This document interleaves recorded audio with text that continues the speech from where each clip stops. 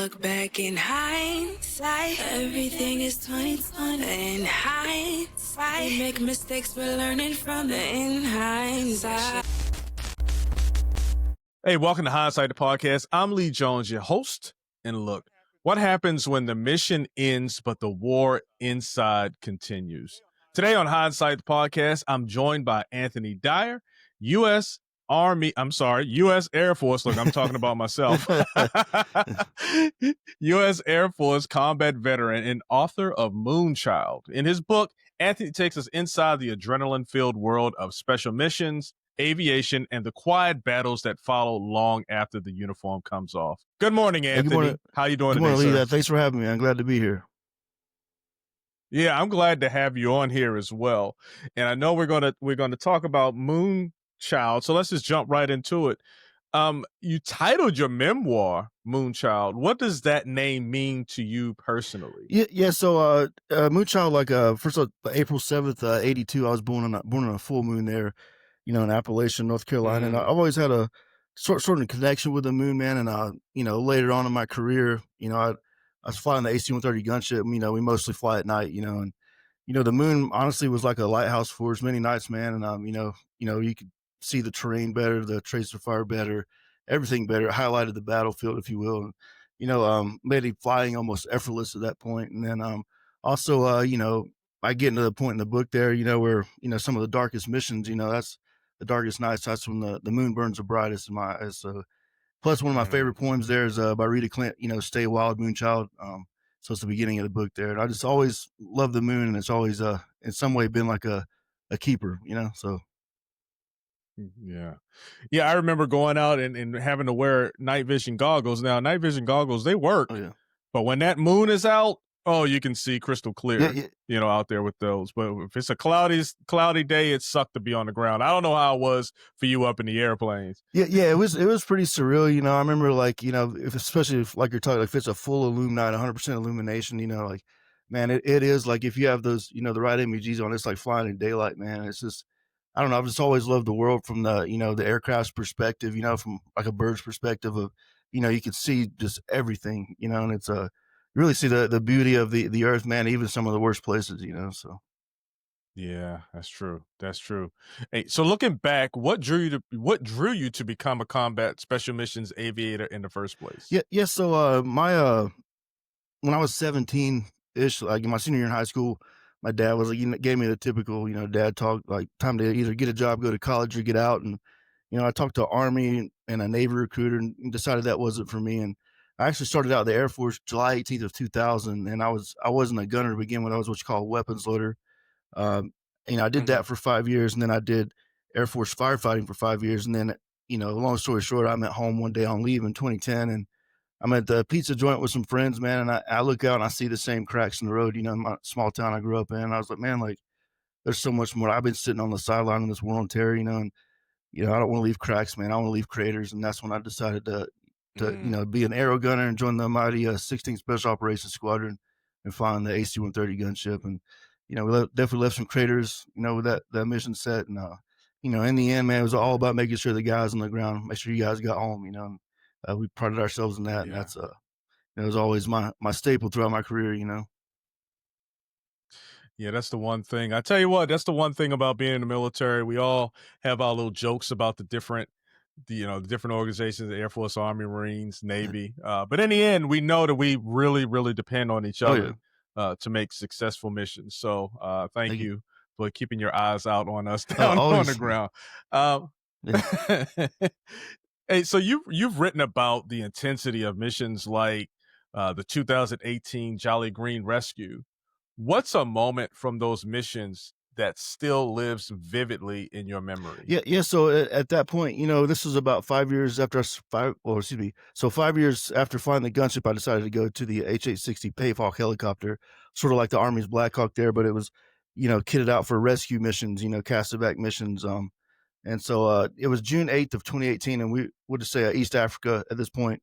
So we were holding down a casevac alert, basically.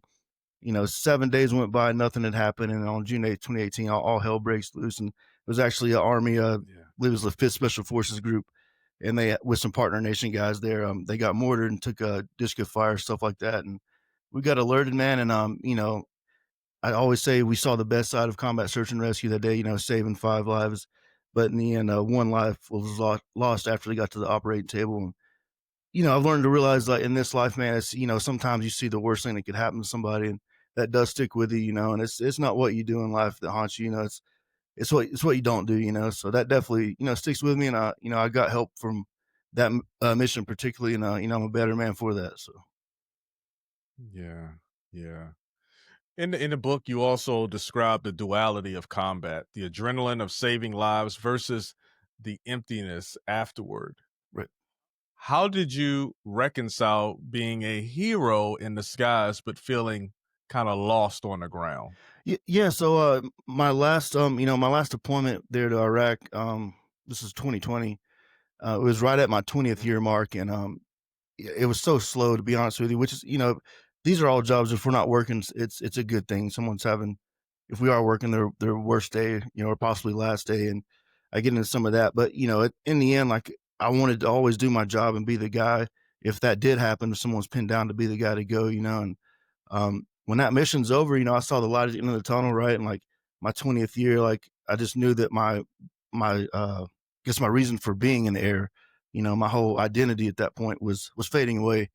So I get back, and I hit the retirement button, and then it's surreal, man. When you out process the military, and I'm sure you've been through this, like, where you know there's not even a door handle on the other side of that personnelist flight, right? When you Yeah. out process, like, so you can go out, but you can't really get back in. But so in the end, I had to, like, realize that this thing goes on, with or without me, and had to be honest with you, get over myself a little bit, and realize, man, like, I Mhm, did my mhm. part, but it's time for me to leave a different legacy, and that's being the best dad I could be, the best father I could be. So finding moments in the ordinary, finding that peace in the ordinary. Mm, yeah.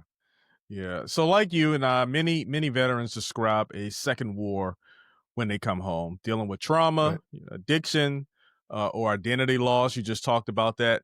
What did that battle, just go a little bit more. What did that battle look like for you? How did you get over Okay. yourself? Yeah. Yeah. So even my last year in there, I started, to be honest with you, what was a weekend drinking habit, right, turn into, like, at least a Hmm. pint of hard, alcohol a day, liquor, stuff like that. And, I man, I was in this vicious cycle of, like, as soon as I get home from work, just binge drinking, if you will, and then trying to go to sleep, then waking up, being hungover, and then just rinse and repeat every day. And that's a very sad and lonely, moment to be in your life.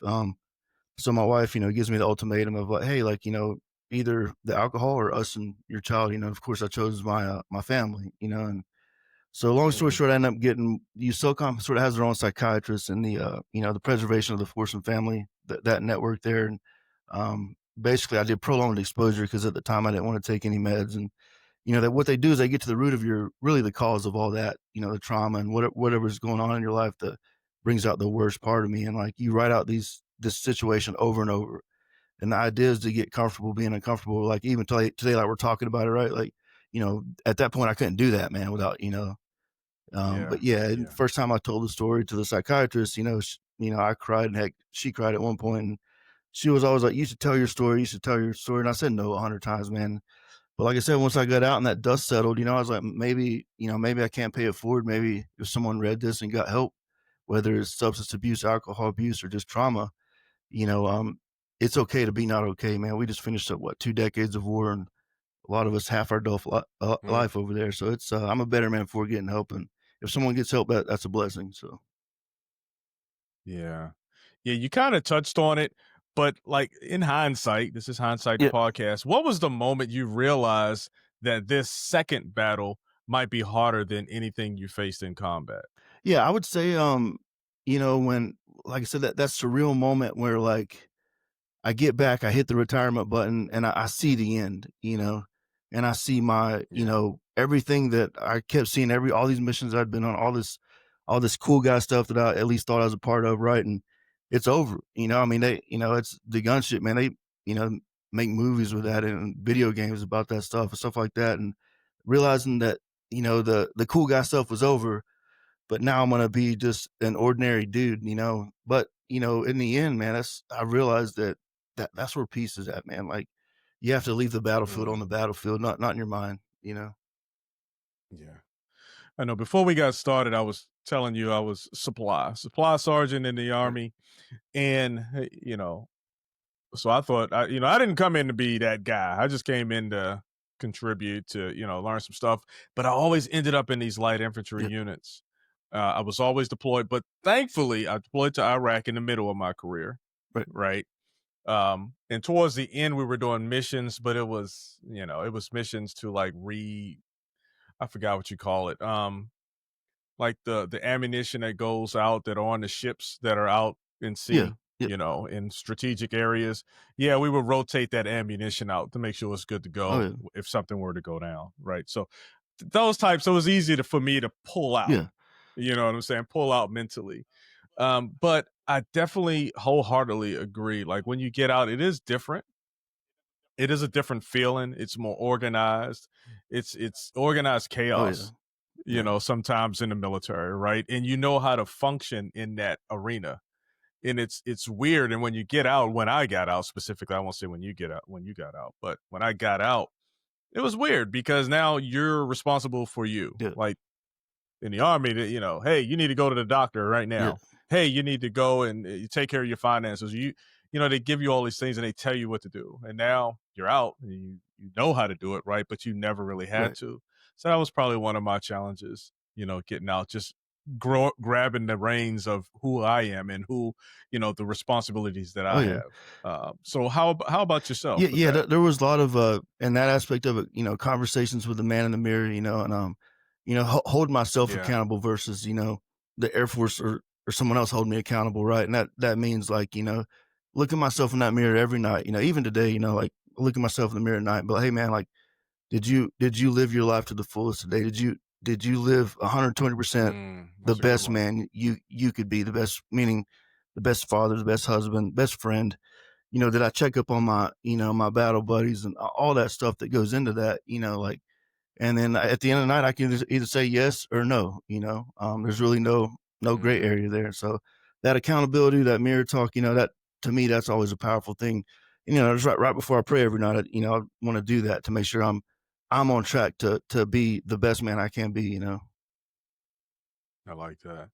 Yeah, I tell you what, vulnerability as well. Like, what role did vulnerability play in your healing process, both personally and in writing this Oh book? man, I had a when I first started getting help, I had a huge chip on my shoulder, man, to be honest with you. And like, Yeah. you know, I'm sitting there talking to this lady psychiatrist, and I'm like, man, what does she know about any of this? You know, and you know, she gave me the cliche analogy of like, hey, like you wouldn't go to your dentist to fix your car, right? Something to that nature, right? And like, I was like, okay, Mhm, yeah, you know, mhm, she's mhm. been trained on this, and she's like, you know, I've dealt with a lot of guys in your situation, and then once I let my guard down, the vulnerability, that was the first step of healing, you know.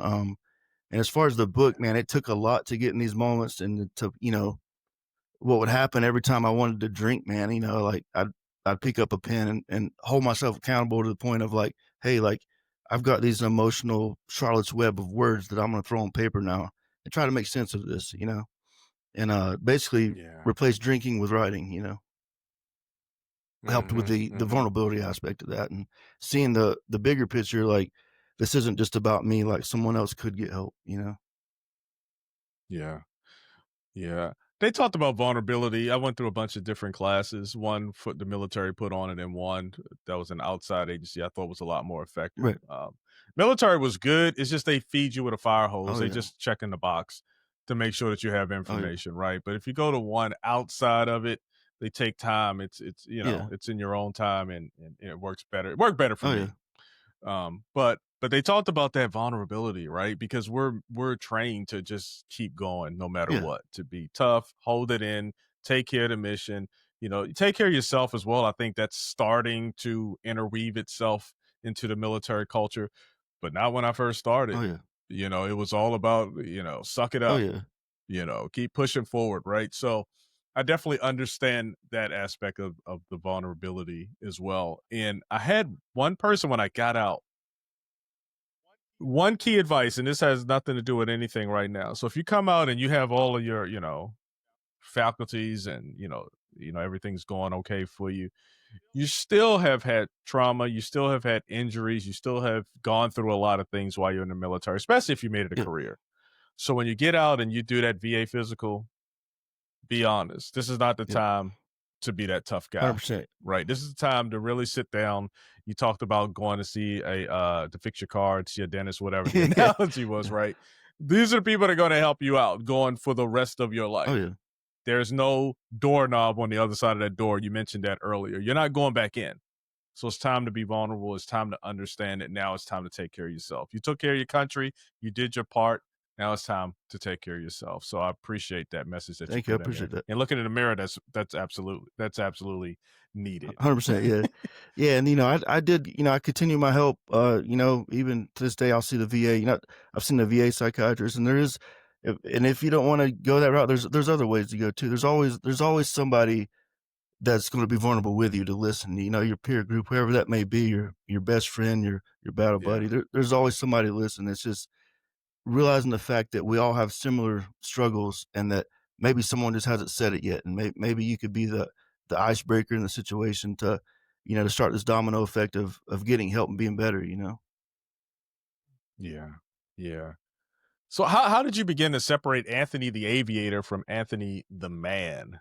Yeah. So I realized, basically, like, what's important now, that question, like, what can I control now? What can I be the best at now? And it used to be being the best aviator, be the best aero gunner I could be, right? Like, but now I can be the best, like I said, father, be the best friend I could be the best, just maybe possibly even mentor, man. Like, just depends on the situation. But, that's the legacy that I want to leave behind now, because in the book there, I get to a point where, like, just even deciding to go into like AFSOC and stuff like that was like what we do in life echoes in eternity, man. So like, you can't take anything with you when you die. There's no what U-Haul behind a hearse, as the saying goes. Like, all you can do is like leave behind like your footprint, how you're remembered. And there's many ways to leave huge footprints on this earth. You just have to find the one that Yeah. you feel satisfied with, makes you happy. Yeah. So your title speaks to roots and wings. How did you discover those roots, and what gave you the wings to rise again after the service? Yeah. So the roots, meaning, especially in Appalachian, man, there's a lot of things that are very specific to that area, like, culturally growing up and stuff like that. And I get into some of that in the book. And, all my morals, the foundation, just trying to be a good dude, decent dude, like all that was sort of molded me, the base of, the structure of me, if you will. And then, but I realized at one point, if I really want to live to the fullest and leave a memory, at least in my mind, like somewhat of a legacy, like, I'm gonna have to get my wings. And the point is, it's good to know where you come from, but it's always important to keep your eye on where you're going, keep your target sights on that, because in the end you can't have both, man. You could keep your identity and still reach out and touch the face of God in these missions, so. Yeah.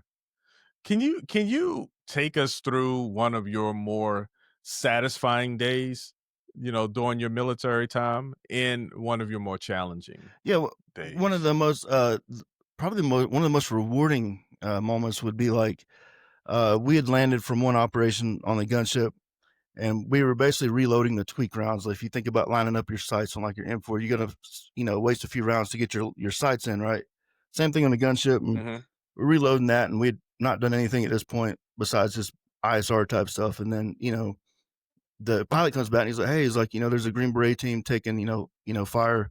They're pinned down right now, and they were taking RPG fire and stuff like that." And he's like, "Who's with me?" And we, Yeah. in our own version, we all said, "Send me," So next thing you know, man, an hour and a half later, man, I'm flying over this operation, and, I see the RPG, two bright flashes. And what it was three Taliban guys that have like, the explosive packs on, shooting RPGs at the Green Beret team. And, the combat controller that was with them gets on the horn, and, you could tell the intensity in his voice, and, he cleared us to engage those three guys with the 40 mil. And, I remember thinking after it was all said and done, and we provided that close air support, that I got to do more for my country in an hour and a half, 2 hour flight, man, I'd done my whole life, and that was making sure those guys get home. And there's a letter I remember in the squadron I think it's from like a Ranger, but he's holding his baby girl and he's like, "Hey, like I want to thank the 16th Special Operations Squadron and the Gunships for your close air support because of you guys. I got to go home and see my baby girl," and that was always very just strong to me. That feeling of like man, what we did mattered. And on the other side of that, Yeah. the rescue mission when I was on helicopters, like I said, you see the worst thing that could happen to somebody, and if somebody's number's called, they're backed against the wall. Those green feet are coming, but and in the end, man, we saw the best and the worst side of that job where someone didn't make it. So that does haunt me, to this day. But I'm at Yeah. peace with realizing, in the end, like it didn't matter if we'd have got there 10 minutes earlier, a minute earlier. Like once they got on the operating table, they passed, and it's unfortunate, but Yeah. I realized that we did everything we can do in all these different jobs, so. Yeah. Yeah. All right. So what practical, I know I took you deep real quick, but what practical steps would you recommend for veterans or anyone who feels stuck in their own inner battle? I say, first part of that is, like you said, being vulnerable, recognizing that fact, like, hey, like I've got problems, I've got issues. Like to me, it was like, hey, like we've got a serious drinking problem, that accountability mirror. Like after the wife talked to me, like, okay, I recognize my problem, and now what am I going to do about it, right? Like now I have to have a strategy, and and I would say just recognition and admitting you have a problem is the first step, and there's nothing really too small or too big as far as like mental health goes, like just take that first step, open the door and get help. And once you come out the other side, you'll be a better man or woman because of that. Yeah. How strong a role did your wife play in helping you to recognize that you had a Oh, problem? it was 100% the foundation of that recognition process. Like, like I guess in the back of my mind and maybe my spirit, like I knew that I'd had, a problem. I didn't want to admit that, and now coming from my rock, my family, my everything, that's hard words to hear, I mean, I've never had like an Yeah. intervention, Yeah. but this was probably the closest thing like to it, when your wife tells you, hey, like, you do have a drinking problem. You should get help, It was hard pill to swallow, but Yeah. I'm glad I did. Yeah.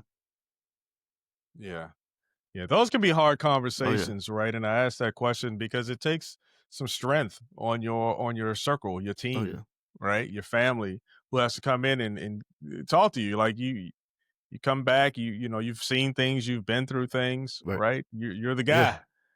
guy, and I'm sure you still walked around with that bravado at the house, right? And so for them to have the strength and the courage and the love to say, "Hey, look, you got a Oh problem," yeah. And that's and then for you to hear it because it's not always easy to oh hear. yeah.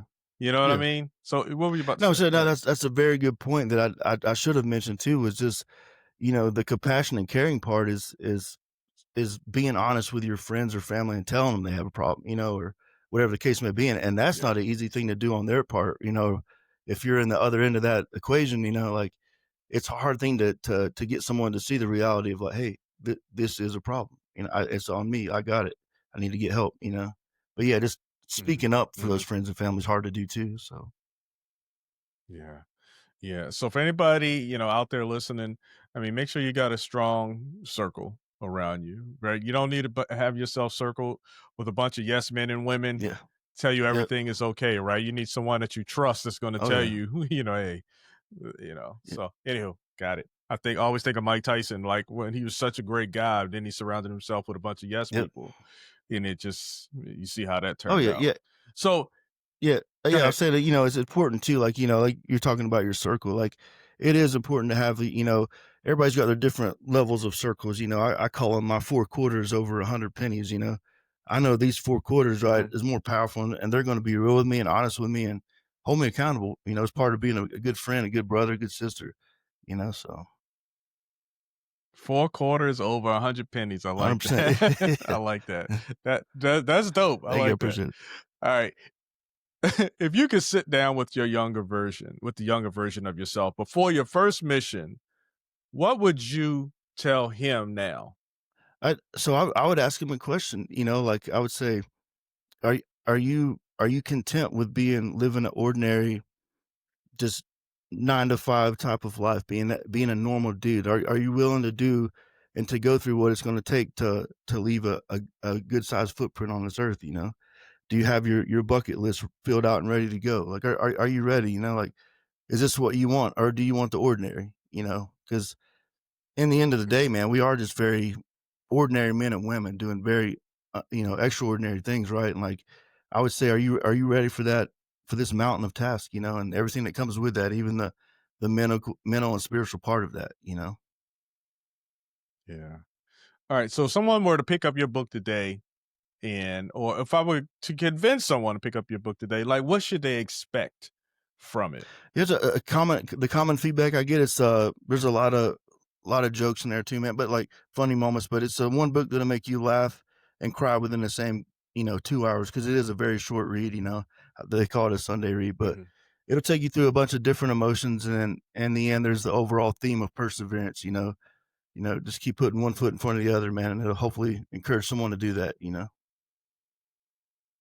All right. I love it. Hey, so I asked you a few questions. What is a question that I haven't asked you or something that you like to talk about that we haven't talked about just yet? Um, I would say just, how big of a role does faith have in recovery, for myself, you know? Hmm. Meaning that, I basically I did have a conversation, I get in the book there where the most important conversation I ever had, besides the one with my family, was that one in the mirror with, myself, and then talking to Jesus that night, you know? And then at that point, that Yeah. was the faith, the spirituality part of that was really the spark, man, to ignite me to get help, you know? Hmm. Hmm. Hmm.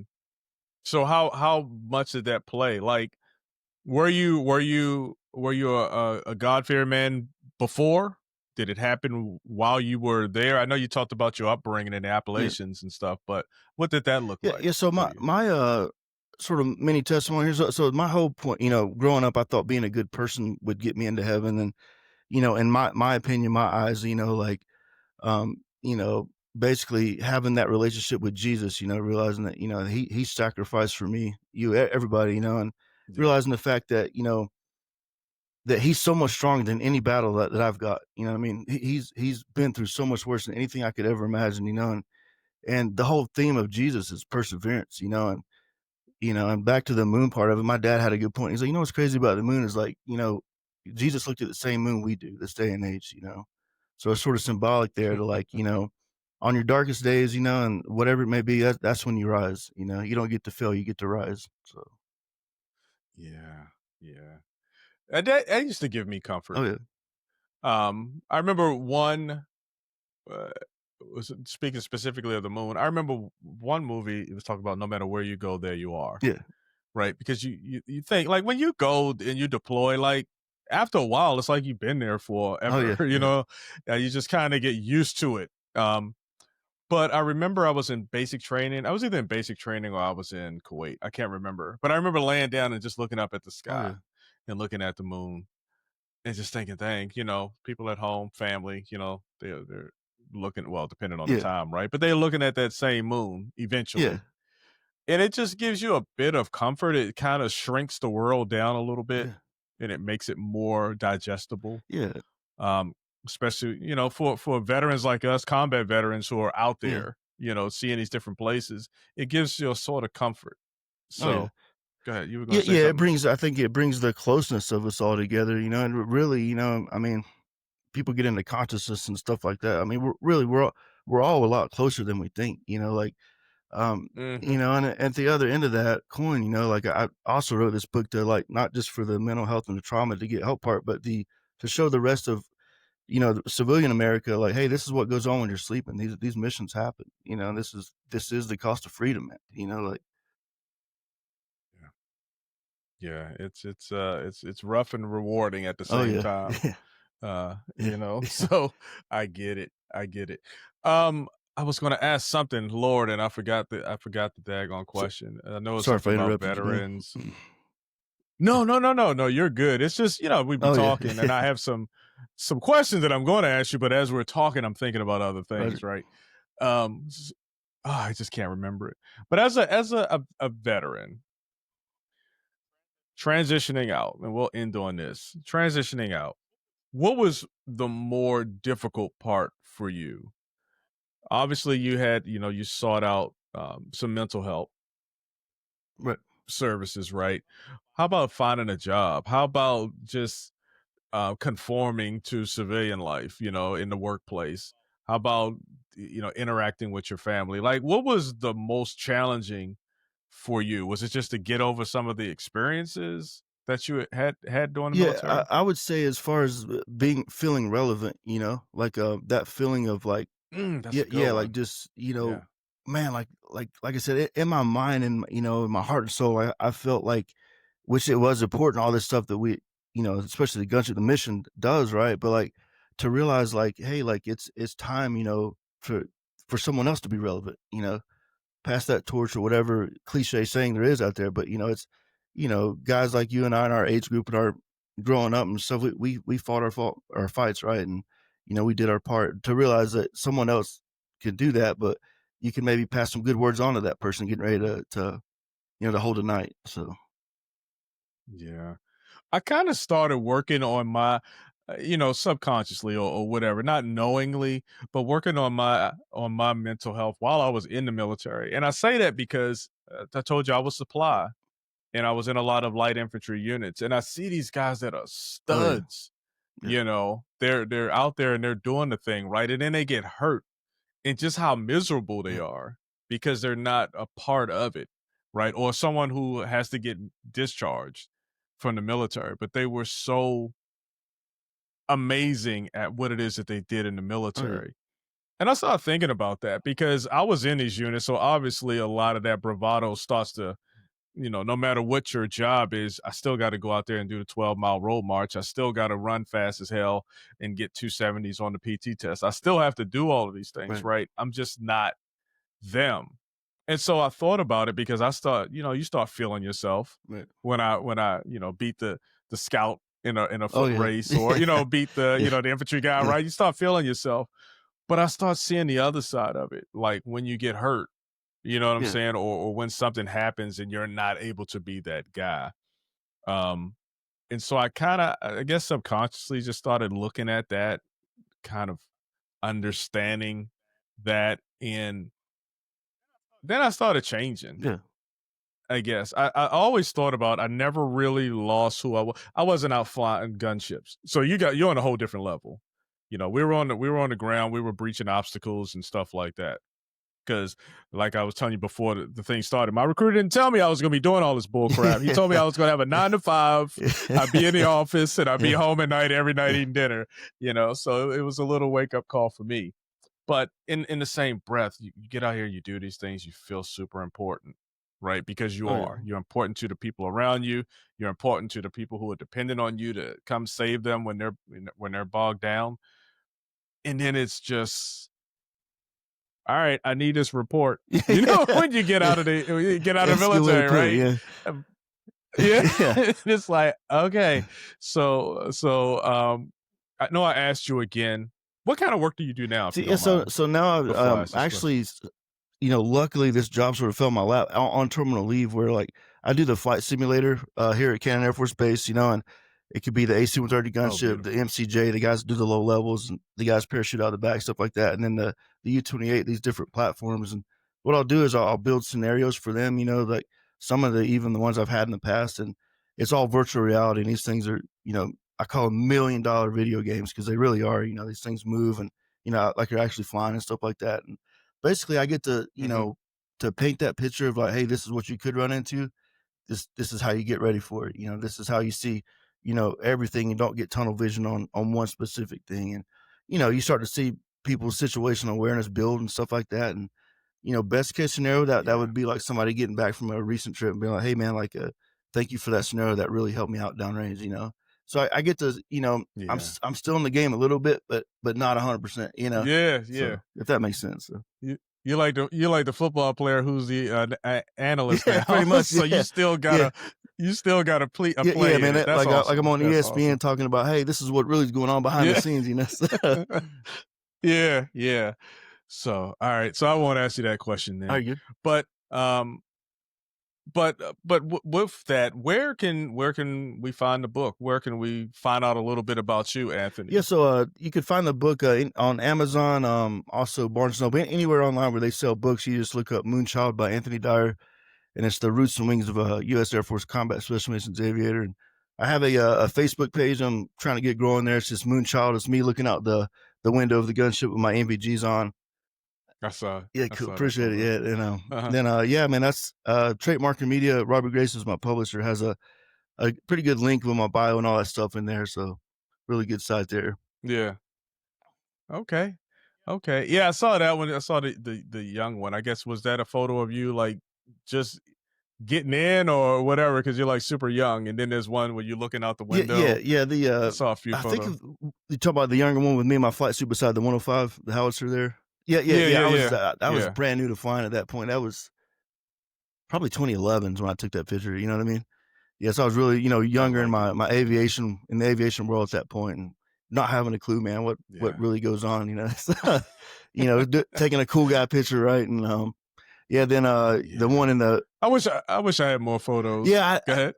I got to take a few of them, but then the one of the me looking out in the the window, it's sort of we all had that one teacher to tell us, hey, you'll never make a living looking out a window. So it's sort of me being a smart aleck a little bit, looking out the window with some NVGs on. Yeah.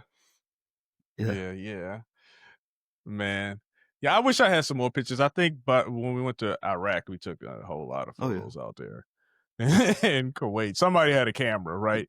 But I came in 90 something, so just wasn't really focused on that at the time. But I wish we were. I wish I was. It's neither here nor there. But Anthony, I was gonna ask you too. Like, did you ever have any? I know a lot of times we did the armed escort of some of the convoys and stuff like that. Do you remember having a gunship overhead by any chance? Over in Iraq, yeah. We had the Lurs on the ground, and then we had the gunship over us as well. Yeah. Yeah, I remember just did a lot of those, man. So it's cool how we're all somewhat way, shape, or form connected, man, in this, Yeah. The good thing for us is we didn't need you. Yeah. You know what I'm saying? Or we didn't need you to save us. Let me put it like that. We needed you as a deterrent, right? Yeah, they what's the saying? I think I put this in the book from Boondock Saints, where he's like, man, we're like 7-Eleven. May not always be doing business, but we're always up there, we're always open, so. There it is. And we would definitely thankful for that escort going through that, because that's a long ride. Yeah. It took us all daggone day. Well, we went a long way. Yeah. And you kind of go slow, and we broke down, and we had to deal with people coming up to us, and and right, it's scary out there. But anyway, Anthony, thank you so much for sharing not only the missions that you flew, but also the battles you fought when the mission was over. Your story reminds me that resilience isn't about avoiding the fight; it's about finding the strength to heal and the courage to keep going. So thank you so much for coming on and sharing your story. Thanks for having me, Lee. It's been a pleasure, man. I really enjoyed talking to you. I appreciate it.